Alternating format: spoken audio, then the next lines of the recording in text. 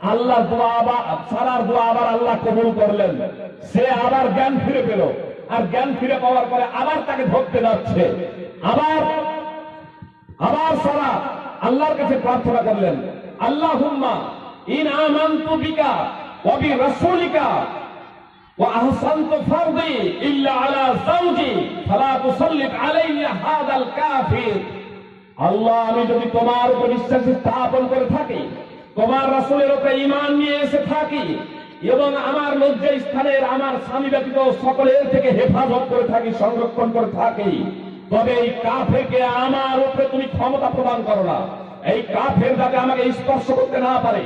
আবার বাদশাহ মাটিতে পড়ে গিয়ে পায়ে আছাড় মারতে শুরু করলো, যে বাদশাহ আবার বেহুশ। আবার সারা দোয়া করছেন, এইভাবে তিনবার হচ্ছে।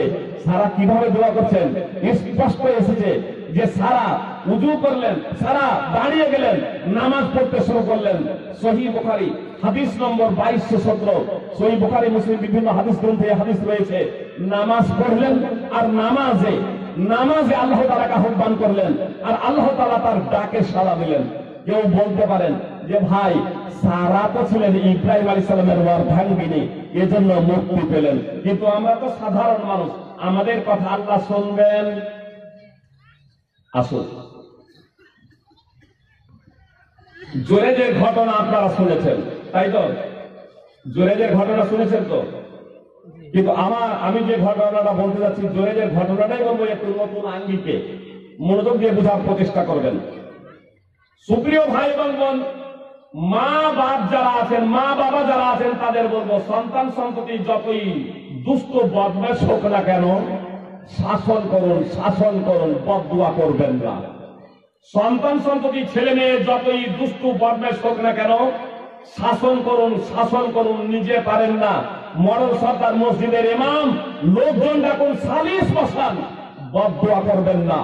আর সন্তান সন্ততি ছেলে মেয়ে আপনাদেরও বলবো, এমন আচরণ করবেন না, এমন অঙ্গভঙ্গি করবেন না, এমন কাজ করবেন না, এমন কথা বলবেন না যাতে মা বাবা বিন্দু মাত্র কষ্ট পায়। যে মা বাবাকে অসন্তুষ্ট করে জান্নাত যাওয়া অসম্ভব, মা বাবাকে অসন্তুষ্ট করে জান্নাত যাওয়া অসম্ভব।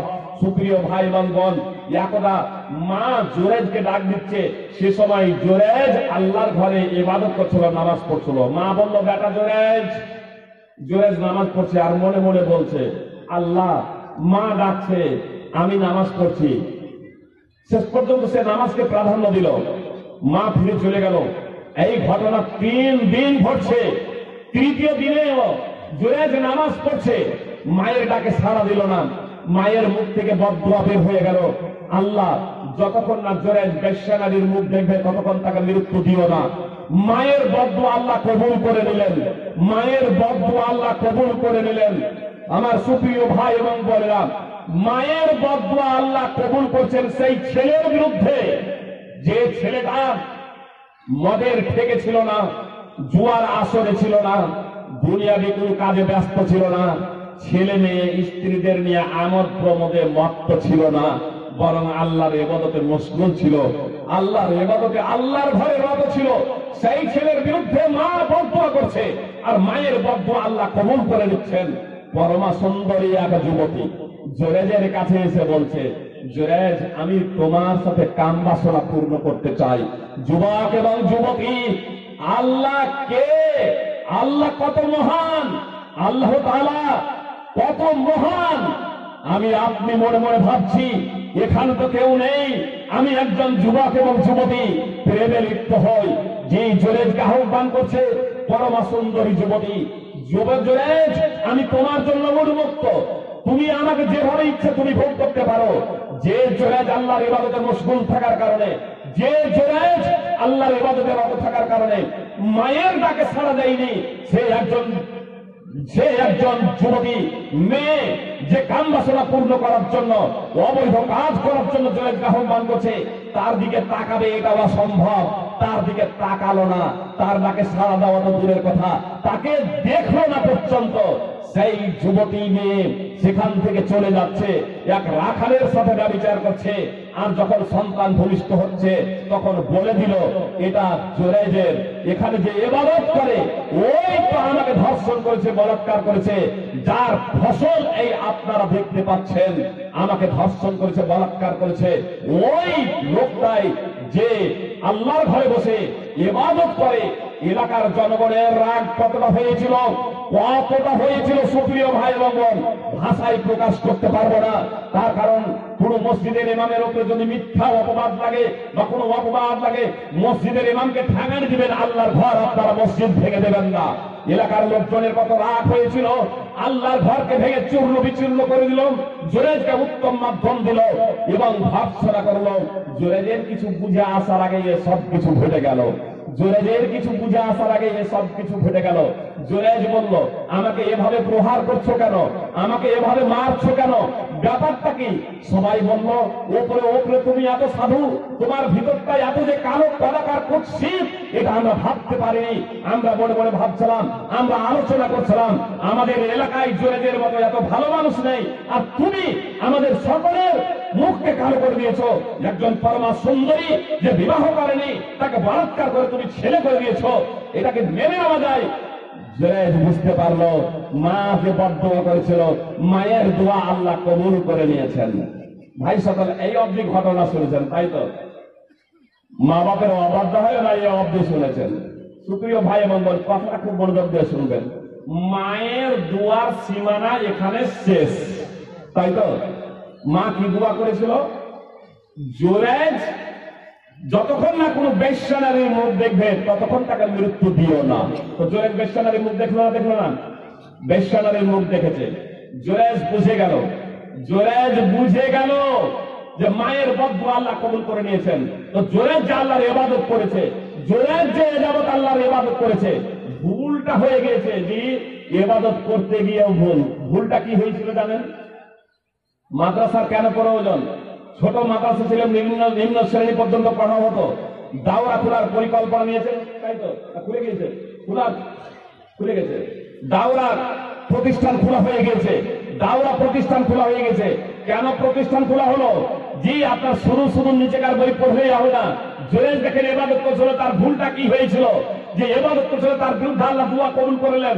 তাহলে কি আল্লাহ তাআলা সব ছেলে ভালো ছেলের বিরুদ্ধে আপনার দোয়া করবে আর সেই দোয়া কবুল করে দেবেন? জি না, এটা সার্বিক ভাবে না, এটা বুঝতে হবে। আসলে জুরাইজ কোন নবী রাসূল তো দূরের কথা, ধর্মীয় পণ্ডিত ছিল না, ইসলাম সম্পর্কেও বেশি তার জ্ঞান ছিল না, অল্প স্বল্প জানতো, অল্প স্বল্প জানতো। আর যে কারণে তার ভুলটা হয়ে গেল, ইবাদত করতো কিন্তু তার ভুলটা হয়ে গেল। ভুলটা কি? নফল ইবাদতে মত্ত ছিল, নফল নামাজে মত্ত ছিল। মায়ের ডাকে সাড়া দেওয়া ওয়াজিব, বাপ মায়ের ডাকে সাড়া দেওয়া ওয়াজিব। সুপ্রিয় ভাই এবং বোন, আপনি নফল রোজা রাখছেন, আপনি নফল নামাজ পড়ছেন, বাপ মা বলল নফল নামাজ ছেড়ে চলে এসো, ডাক দিয়েছে, আপনি নামাজে দাঁড়িয়েছেন, আল্লাহু আকবার বলে সুন্নাত পড়ছেন, নফল পড়ছেন, সঙ্গে সঙ্গে আপনাকে নামাজ ছেড়ে দিয়ে মা বাপের ডাকে সাড়া দিতে হবে। 4 লক্ষ টাকা আপনি জমা দিয়েছেন, যে এবার হজের জন্য প্রায় 4 লক্ষ টাকা, 4 লক্ষ টাকা আপনি হজের জন্য জমা দিয়েছেন, আপনার হজ আগে হয়ে গিয়েছে, আপনি নফল হজ করছেন। মা বাবা বলল, বেটা আপনাকে হজে যেতে হবে না। জি, 4 লক্ষ টাকা ধ্বংস হয়ে যাবে, জলে চলে যাবে বলে যে পাবো কি পাবো না, মা হজটা করে আসি, মা রাজি হচ্ছে না, মায়ের চোখ দিয়ে অশ্রু হচ্ছে, আপনি হজে চলে যাচ্ছেন, বিন্দু মাত্র নেকি পাবেন না, বিন্দু মাত্র নেকি পাবেন না। মা বাপের ডাকে সাড়া দেওয়াটা হলো ওয়াজিব। আপনার নফল থেকে মা বাপের ডাকে সাড়া দেওয়াটা হলো ওয়াজিব। জুরাইজ নফল নামাজ পড়ছিল আর মা বাবা ডাক দিয়েছে, মা বাপের ডাকে সাড়া দেওয়াটা ওয়াজিব। হ্যাঁ, মা বাবা বা পৃথিবীর যে কোনো ব্যক্তি পাপ কাজে যখন পাপ কাজে নির্দেশ প্রদান করবে, হোক সে বা মা বাবা, তাহলে সেই কথা মানা যাবে না। সূরা লোকমান 31 নম্বর সূরা 15 নম্বর আয়াত, তাফসীর সহ দ্রষ্টব্য।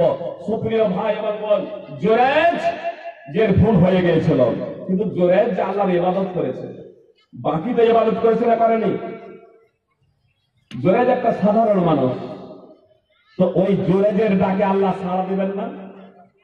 জুরাইজের ডাকে সাড়া দিবেন না? দেখুন, জুরাইজ বুঝতে পারলো মায়ের বদদোয়া আল্লাহ কবুল করে নিয়েছেন। জুরাইজ সবকে বলল, আমাকে একটু সুযোগ দেওয়া হোক।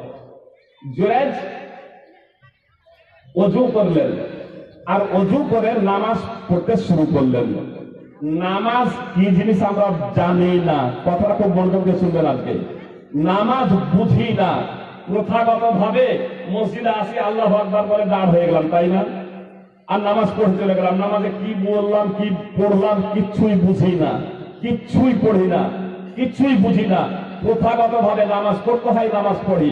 অনেকেই নামাজ পড়ি না, কিন্তু নামাজটা যে মোনাজাত, নামাজটা যে মোনাজাত।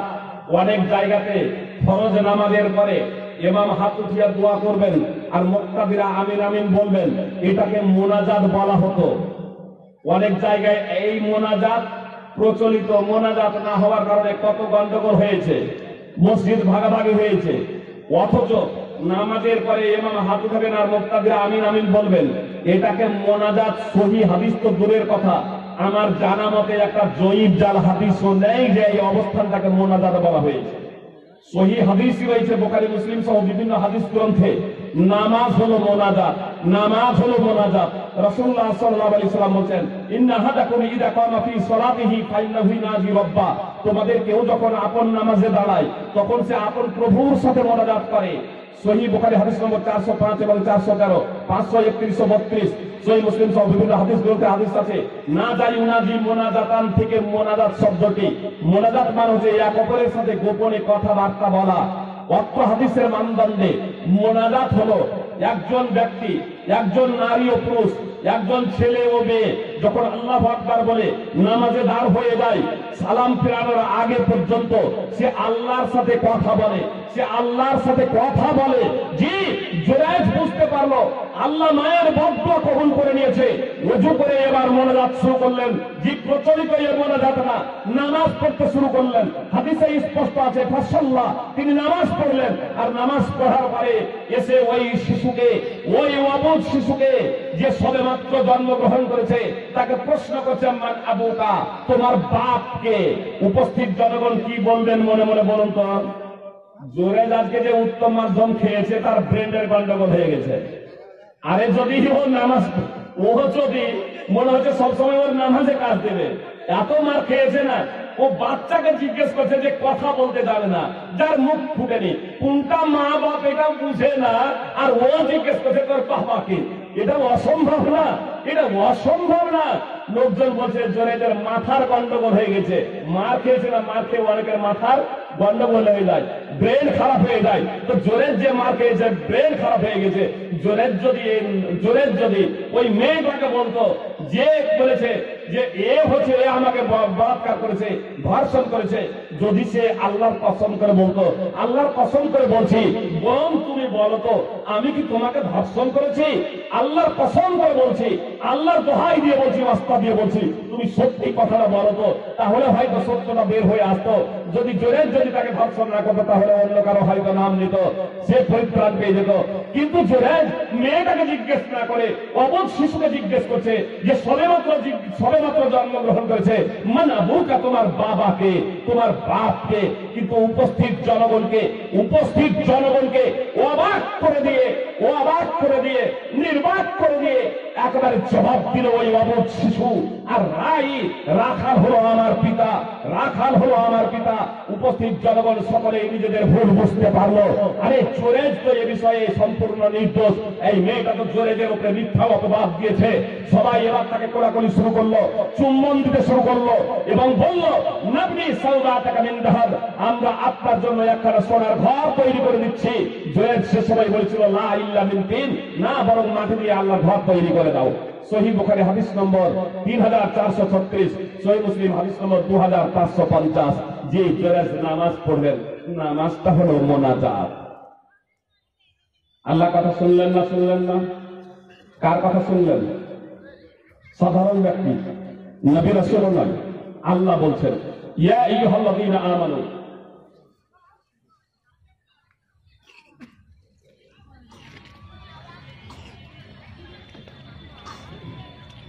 আল্লাহ বলছেন ইয়া আইয়ুহাল্লাযীনা আমানু ইন তানসুরুল্লাহা ইয়ানসুরকুম।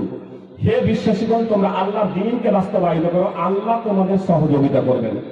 আল্লাহর দ্বীনকে বাস্তবায়িত করলে আল্লাহ কিভাবে সহযোগিতা করেন দেখুন। ইব্রাহিম আলাইহিস সালাম যখন তাওহীদের কথা বললেন, ইব্রাহিম আলাইহিস সালাম যখন একত্বের কথা বললেন, ইব্রাহিম আলাইহিস সালাম যখন আল্লাহ তাআলার তাওহীদ প্রতিষ্ঠার কথা ঘোষণা দিলেন যে আল্লাহ ছাড়া প্রকৃত উপাস্য কেউ নেই। উপাস্য তো অনেক আছে, যার উপাসনা করা হয় সেই উপাস্য, কিন্তু সত্য উপাস্য একমাত্র আল্লাহ। এ কথা যখন বলল, সমাজের অনেকেরই বিবেকে বাঁধলো। স্বয়ং তার পিতা আজর পর্যন্ত তার দুশ্মন হয়ে গেল, গ্রামবাসী তার শত্রুতে পরিণত হলো, দেশবাসী শত্রুতে পরিণত হলো। গোটা দেশ একদিকে ইব্রাহিম আলাইহিস সালাম তাওহীদের ঝান্ডাবাহী, একদিকে সুপ্রিয় ভাই এবং বোন, আল্লাহর দ্বীনকে বাস্তবায়িত করলে কিভাবে আল্লাহ তাআলা সাহায্য সহযোগিতা করেন সেই বিষয়টা লক্ষ্য করুন। নমরুদের সেনাবাহিনী নমরুদের নির্দেশে